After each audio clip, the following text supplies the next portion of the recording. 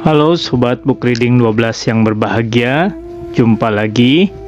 Kita akan melanjutkan pembacaan buku kita. Masih dengan buku Fihi Ma Fihi, Mengarungi Samudera Kebijaksanaan, karya Jalaluddin Rumi.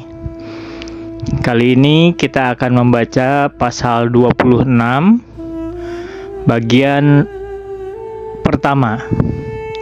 Bagaimana mungkin cinta Tuhan bisa melepaskanmu pergi? Bismillahirrahmanirrahim. Maulana Rumi berkata, jika aku tampak kurang dalam bersyukur, penghargaan dan sanjungan atas derasnya kebaikan, usaha dan dukungan yang kalian berikan kepadaku saat aku ada maupun tidak ada, itu bukan berarti aku sombong, tidak peduli, atau tidak tahu cara membalas semua kebaikan kalian. Akan tetapi, karena aku sadar dari kemurnian iman kalian bahwa kalian melakukan semua itu dengan tulus karena Allah semata. Jadi, aku membiarkan Allah yang akan berterima kasih langsung kepada kalian selama kalian melakukan semua hal ini karenanya. Jika aku menyibukkan diri untuk berterima kasih kepadamu dengan memuliakan dan memujimu, maka seolah-olah sebagian pahala yang telah dipersiapkan Allah kepadamu telah tersampaikan, dan bonus yang hendak Dia berikan telah terbayarkan. Karena bentuk tawadu, ucapan terima kasih dan pujian tersebut merupakan bagian dari kesenangan dunia. Ketika di dunia ini kamu diuji dengan beberapa musibah, seperti mengorbankan harta dan jabatan, maka ganti yang paling utama adalah dari Allah Subhanahu wa Ta'ala. Oleh karena itu, aku tidak menyampaikan rasa terima kasih dan syukur kepadamu karena semua itu bersifat duniawi. Tidak ada seorang pun yang bisa memakan harta. Seseorang mencari harta untuk mendapat sesuatu yang lain, bukan harta itu sendiri. Dengan harta, seseorang bisa membeli seekor kuda, pelayan perempuan dan budak. Kemudian mereka menunjukkan kekayaan-kekayaan itu agar ia mendapat pujian dari manusia. Jadi, dunia inilah yang sebenarnya dijunjung tinggi, dihormati dan dipuji-puji. Syekh Nasaj Al-Bukhari adalah seorang rohaniawan hebat.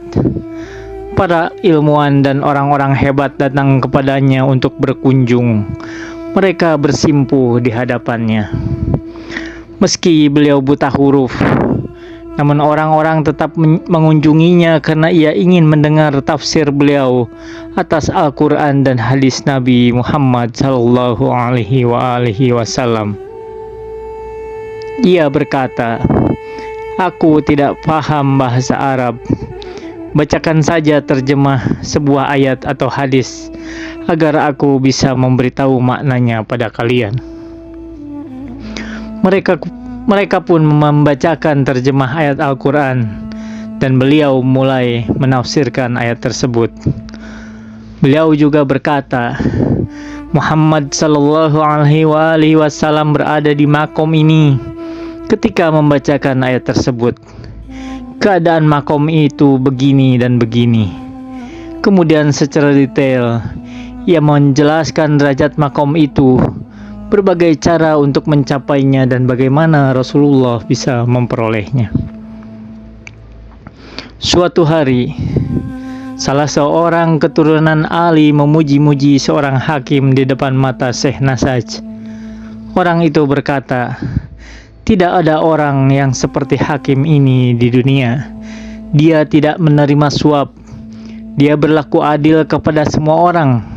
Tidak pernah pilih kasih apalagi berbuat nepotisme. Semua yang dilakukannya benar-benar tulus karena Allah Subhanahu wa Ta'ala.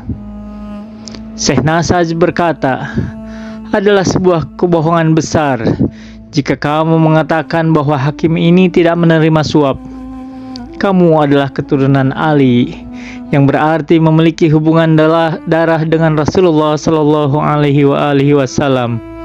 Kamu memuji hakim itu di depannya bahwa ia tidak menerima suap.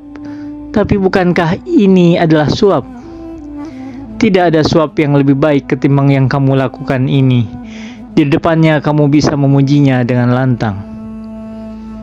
Syekh Tirmizi pernah berkata, alasan kenapa Syekh Burhanuddin bisa menjelaskan berbagai kebenaran dengan gamblang adalah karena ia telah mempelajari kitab-kitab, rahasia-rahasia dan perkataan para gurunya. Seseorang bertanya, Anda juga mempelajarinya, tetapi kenapa Anda tak bisa mengatakan seperti yang ia katakan? Tirmizi berkata, karena ia betul-betul berusaha keras untuk bisa. Orang itu menjawab, mengapa tidak Anda katakan itu sejak awal? Anda hanya tahu bagaimana mengulang apa yang sudah Anda baca.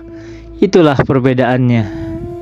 Sekarang, kita sedang berbicara tentang sesuatu yang lebih hebat dari buku, dan Anda juga sedang berbicara tentang itu. Sebagian orang tidak peduli pada dunia lain di sana. Mereka tinggalkan semua hati mereka di dunia ini.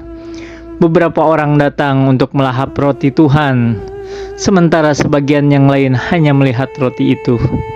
Mereka mempelajari kata-kata ini untuk kemudian mereka jual kepada orang awam. Kata-kata ini laksana mempelai perempuan yang cantik. Jika seorang pelayan cantik dibeli untuk kemudian dijual kembali, bagaimana mungkin pembeli itu bisa mengikat hatinya kepada pelayan cantik itu? Pedagang yang hanya senang menjual adalah pedagang yang impoten. Ia membeli seorang gadis untuk dijual kembali. Pedagang itu tidak memiliki kelelakian dan kejantanan untuk membeli perempuan itu untuk dirinya sendiri. Jika sebuah pedang India yang indah jatuh ke tangan seorang banci, maka ia akan memungutnya untuk kemudian ia jual.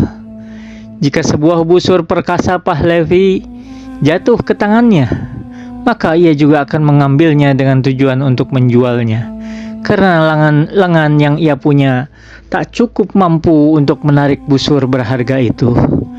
Ia menginginkan busur perkasa itu karena harga tali senarnya, sementara ia bahkan tak memiliki kemampuan menariknya. Ia cinta pada busur itu karena hanya sesuatu yang melekat pada barang itu. Ketika banci ini menjualnya, ia akan menukarkannya dengan pemerah biru pipi. Apalagi yang bisa ia lakukan? Luar biasa. Apalagi yang ingin ia beli lebih dari pemerah biru pipi itu? Kata-kata ini tidak akan mudah dipahami. Ingat, jangan kamu katakan aku sudah mengerti. Karena semakin kamu mengerti dan memahami kata-kata itu, kamu akan semakin jauh dari pemahaman yang sesungguhnya. Ketika kamu merasa sudah memahami hal itu, berarti kamu belum memahaminya. Semua bencana, musibah, dan kesengsaraanmu berasal dari pemahaman yang sama. Pemahaman itu yang membelenggu dirimu. Kamu harus bisa melepaskan diri dari pemahaman itu, sehingga kamu akan mendapatkan sesuatu yang lain. Kamu berkata, aku telah memenuhi kantong kulit dombaku dengan air laut. Tetapi laut itu terlalu luas untuk dimasukkan ke dalam kantong kulit dombaku ini. Itu tidak mungkin. Yang benar adalah jika kamu berkata kantong kulit dombaku terjatuh dan hilang di dalam laut. Itu baru sempurna. Itulah akar materinya. Akal akan sangat berguna dan dibutuhkan ketika ia membawamu ke hadapan pintunya. Ketika kamu sudah sampai di depan pintunya, kamu harus meninggalkan akal. Karena pada saat ini, akal akan membahayakanmu. Ia adalah pemutus jalanmu. Jika kamu sudah di hadapan raja, serahkan dirimu kepadanya tanpa harus bertanya bagaimana dan mengapa. Misalnya kamu memiliki kain panjang yang ingin dibuat menjadi jubah atau penutup kepala. akal membawamu kepada penjahit. Sampai saat itu, akal masih berguna karena ia membawa kain itu ke penjahit.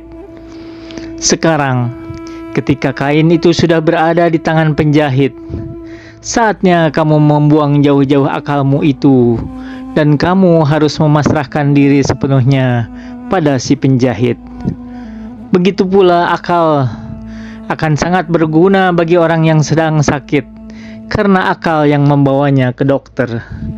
Ketika orang itu sudah berada di tangan dokter, maka akal tidak dibutuhkan lagi. Orang sakit itu harus memasrahkan dirinya pada nasihat-nasihat dokter. Teman-temanmu mendengar jeritan tangis cintamu kepada Tuhan.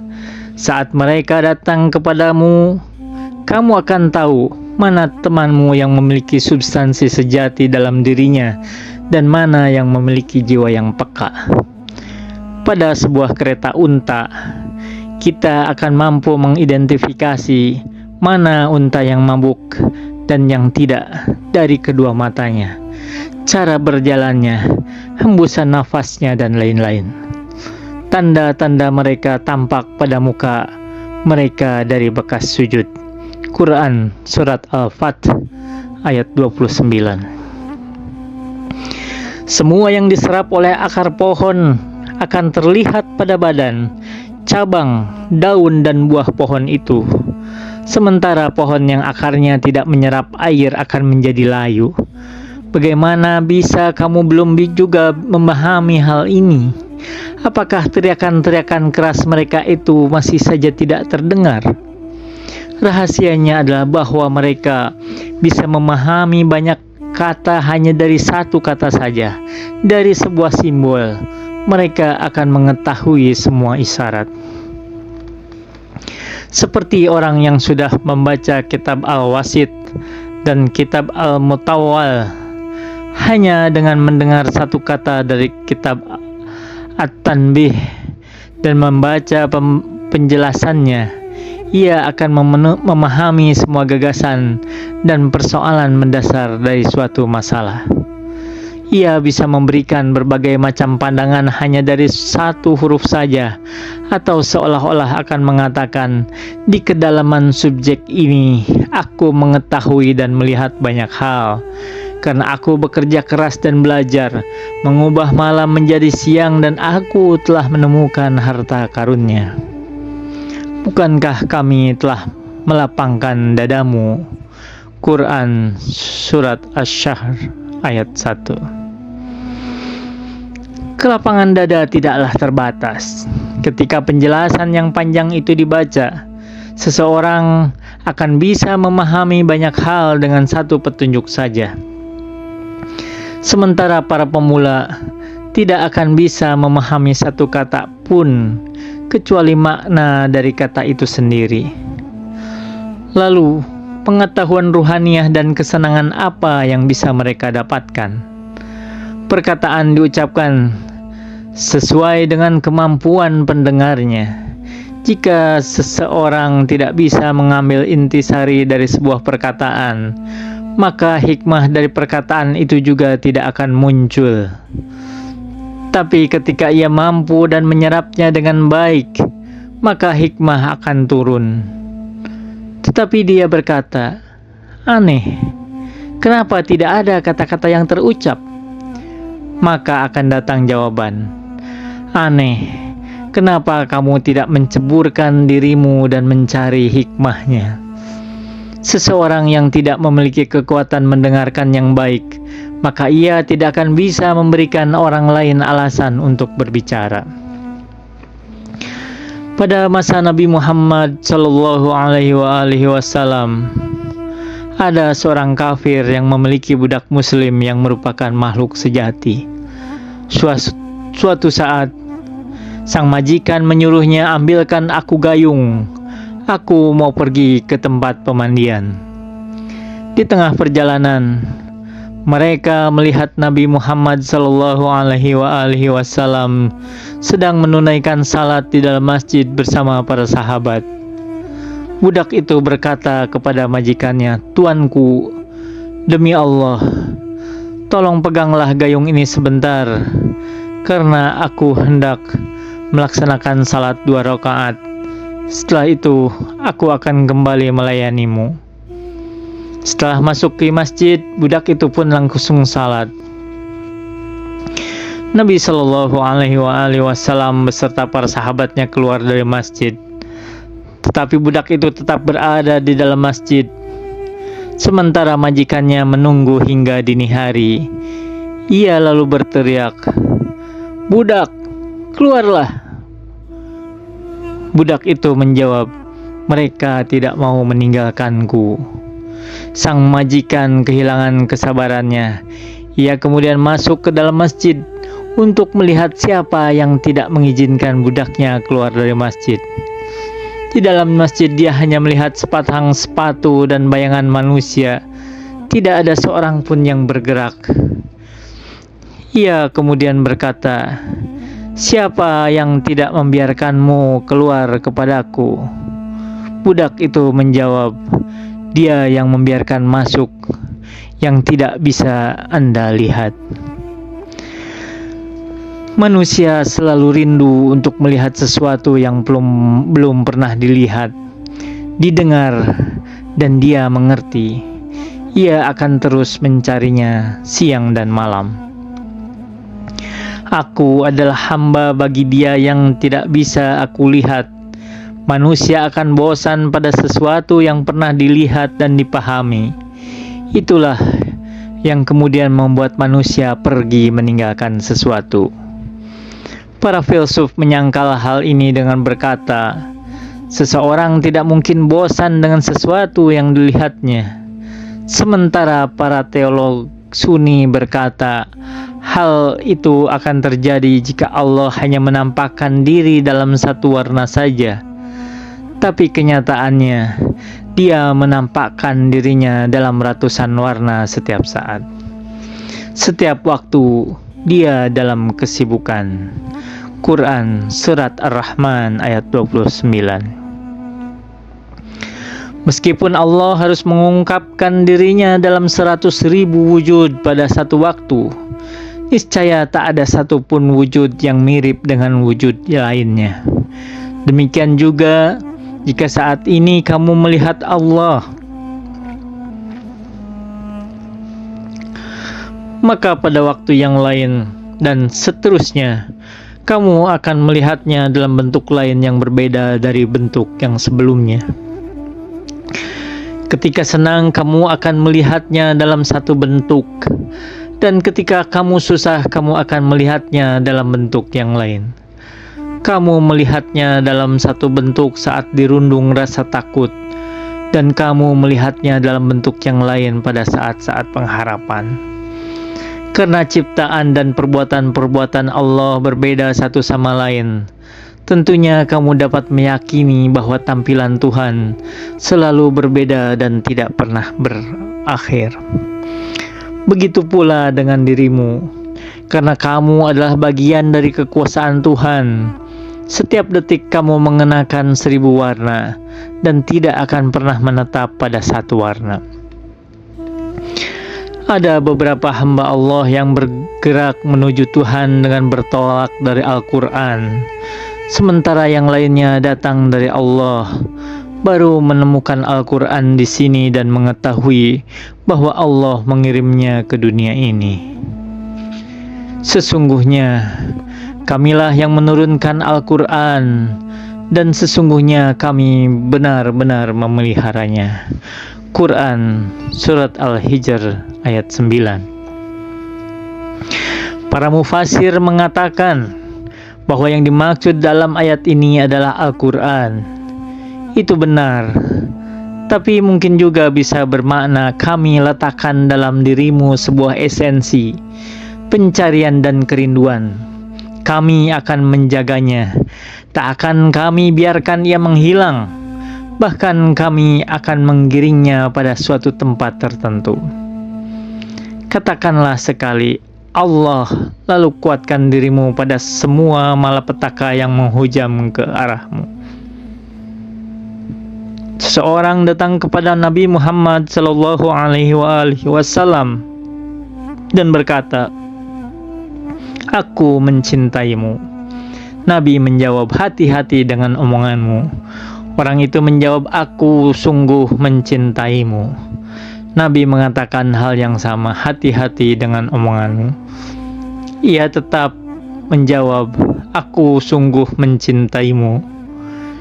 Nabi akhirnya menjawab, "Sekarang kuatkan dirimu karena aku akan membunuhmu dan kesengsaraan akan menimpamu." Pada zaman Rasulullah Shallallahu Alaihi Wasallam, seseorang berkata, "Aku tidak menginginkan agama ini. Demi Tuhan, aku tidak menginginkannya. Ambil kembali agama ini. Sejak aku masuk agamamu ini, aku sama sekali tidak pernah merasa senang. Hartaku raib, istriku pergi, anakku menjauhiku, dan aku tidak punya kehormatan, bahkan tidak punya syahwat." Nabi Muhammad menjawab, "Maha suci Allah, kemanapun agama kita pergi, ia tidak akan pernah kembali kecuali dengan mencabut akar diri manusia dan membersihkan rumahnya. Tidak ada yang menyentuhnya kecuali orang-orang yang disucikan." Quran Surat Al-Waqiah ayat 78. Karena dia layaknya orang yang dicinta. Selama masih ada seutas rambut cinta dalam dirimu, wajahnya tidak akan tampak di hadapanmu. Kamu tidak akan mampu menyatu dengannya, dan dia tidak akan mengizinkanmu pergi dengannya. Kamu harus menjadi orang yang tidak memedulikan dirimu sendiri dan duniamu itu, serta menjadi musuh bagi dirimu sendiri, agar kekasih dapat menunjukkan wajahnya kepadamu. Begitu juga dengan agama kita yang bertempat tinggal di semua hati. Ia tidak akan menarik tangannya dari hati itu sampai ia bisa membawanya kepada Allah dan memisahkannya dari semua yang tidak layak baginya. Rasulullah melanjutkan perkataannya, "Kamu tidak merasakan kedamaian karena kesedihan itu. Tujuan kesedihan itu adalah mencabutmu dari kesenangan-kesenanganmu terdahulu. Selama masih ada makanan yang mengisi perutmu, kamu tidak akan diberi makanan lain. Selama proses pengosongan perut, ia tidak akan makan apapun sampai menjadi lapar. Setelah lapar, baru ia diperkenankan untuk makan melahap makanan baru. Bersabarlah dan bersedihlah, sebab pedih akan melepasmu dari kungkungan keakuanmu. Setelah kamu lepas, kamu akan diliputi kesenangan, kesenangan yang tanpa kesedihan, mawar yang tak berduri, dan alkohol yang tidak memabukkan. Wa ma taufiqi illa billah. Alaihi tawakkaltu wa ilaihi unib. Wassalamualaikum warahmatullahi wabarakatuh."